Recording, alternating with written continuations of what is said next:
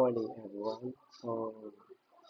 Today, tuturuan ko kayo kung paano gumawa ng Google Form. Okay? So, before we create our question, uh, we create our quiz, ang una natin gagawin is to look for the settings. Ayan, dito lang naman siya sa taas.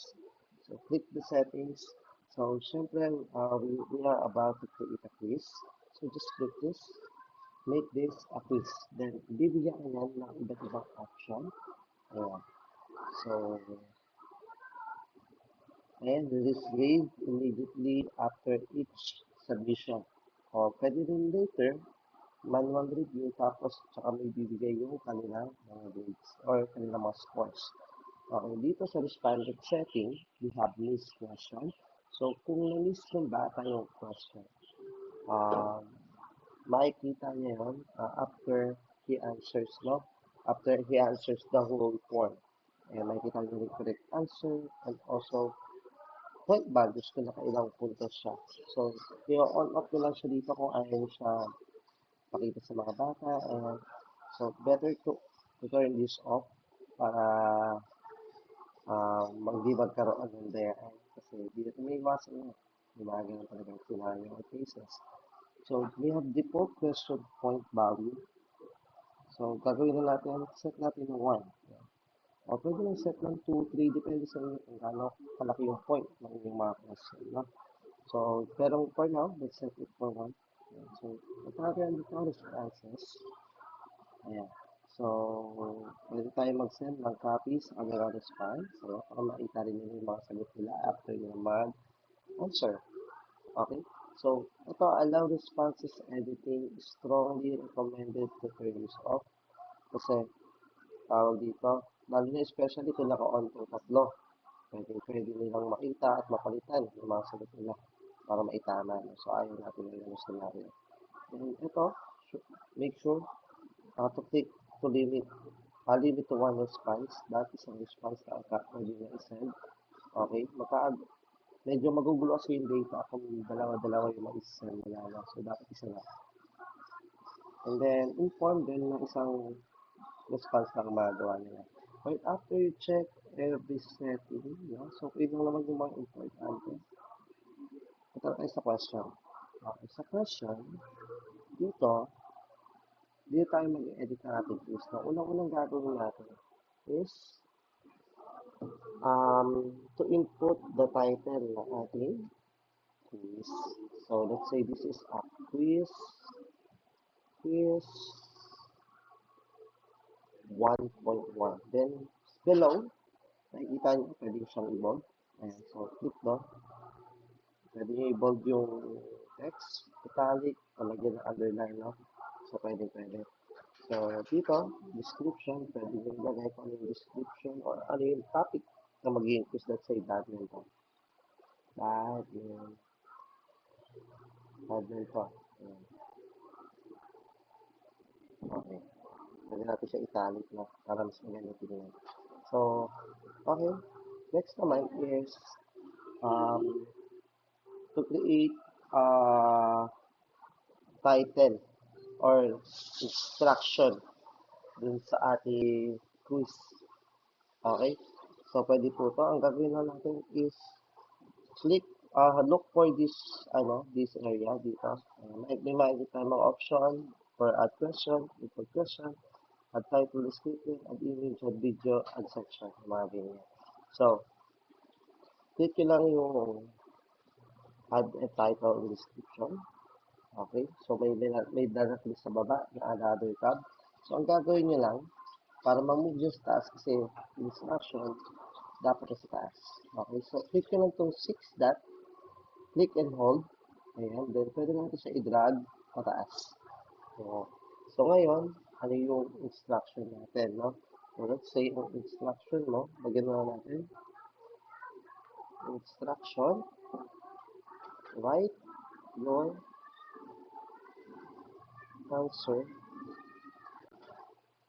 in uppercase format. With this, maiiwasan yung iba't ibang format, no? So, isa lang yung format. So, and also, um, i-notify nyo sila na dapat magbasa sila ng instruction. Okay, so, meron dito nakalagay, description na optional. So, kung gusto pa mag-add ng ibang description, pwede naman. Pero to remove that, just click the three dot and more option. Naka-check ang description, pindutin nyo lang yan, then mawala na. Okay, so let's create a question. Okay, so sa question, marami tayong choices. So, pwede tayong mag-short answer, or paragraph form, multiple choice, check boxes, drop down. Okay, pero I recommend to use multiple choice to pag ganitong mga scenario kasi mas madali siyang mag-lay down. At syempre, para sa multiple choice, hindi na rin mahirapan masyado mag-check ng answer. Automatically na-check yan pag nagbigay kayo ng or naglagay kayo ng answer key. Okay, so punta tayo sa multiple choice. Okay, multiple choice. Okay, kung nangyari ang question mo ay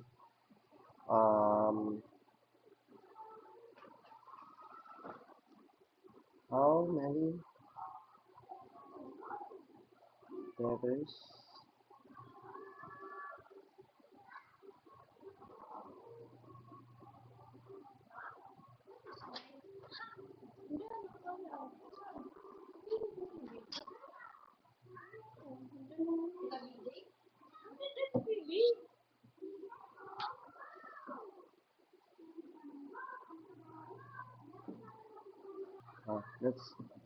that's the question.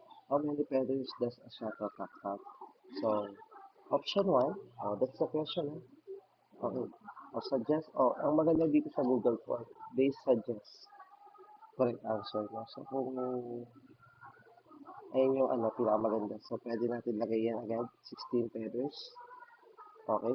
Then, add other option. Pwede tayo sulat lang natin. Okay. So, sorry. Add option. Anong option natin? Option na, for example, sorry. So, di na natin nalagay yung feathers kasi nakalagay na yung sa question. So, let's say 16. Option 2 mo, 15. Option 3. So, para mag-automatically add siya na another option, click nyo lang po sa arrow key down after you write the number. Let's say 12. Press arrow down sa inyong arrow keys. Yeah. Create siya na another option. Let's say 30. Okay, that's it. Okay. Now, to edit the points, nakalagay 0. 0 points. So, edit natin yan. 1 point ito pag tamang sagot na. Okay. So, yeah. Then, click that. That's it. Okay. That's how you add that's how you create a multiple choice question. Now, add tayo ulit question. Siyempre, hindi lang naman isa yung gagawin mo. So, you add more. Okay. So, depende naman ngayon kung ang iyong question, you want an open-ended, let's say paragraph, or let's say short answer, pwede din naman. Pero, mas maganda paragraph para madami silang malalagay. Then, sa answer key, hindi mo ito masyado ma-edit kasi manually ikaw na mag-set yan. So, pwede rin.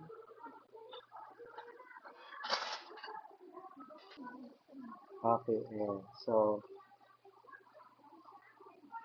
okay, that's it.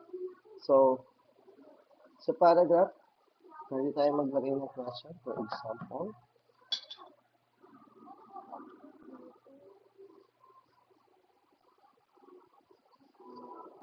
ay dito sa short question or paragraph, ang kailangan niya lang ilagay dito is yung question ninyo. So, after you put the question, wala na kayo ilalagay na answer or anything. Pwede na yan. Kasi, pag naitato ng mga bata doon, so, pag binigay nyo na yung link sa kanila, pwede silang magsulat dyan sa answer nila. So, usually, ginagamit ko for open-ended question. Okay? So, that's it. So, that's how you create a question and instruction. Okay, before we forget, paano nga ba nag-add ng link, no? Sa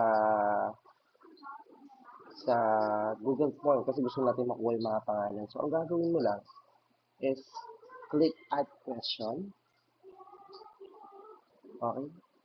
add question. Then, again, syempre, kailangan sa taas to. Itadrag natin siya sa taas. Okay? So, pag dinrag natin siya sa taas, pag dinrag natin siya sa taas, ngayon, pili natin yung short answer. So, ito na po yung name. Yeah? So, ang gagawin niya, just write the question, name. Okay? So, pwede kayo magbigay ng format like last, first, and middle initial.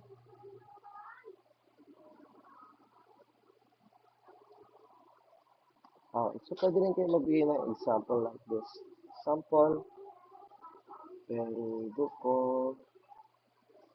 Pedro, D. Ayan, like that. Okay, so that's it. That's how you create a Google form na quiz. Okay, so thank you.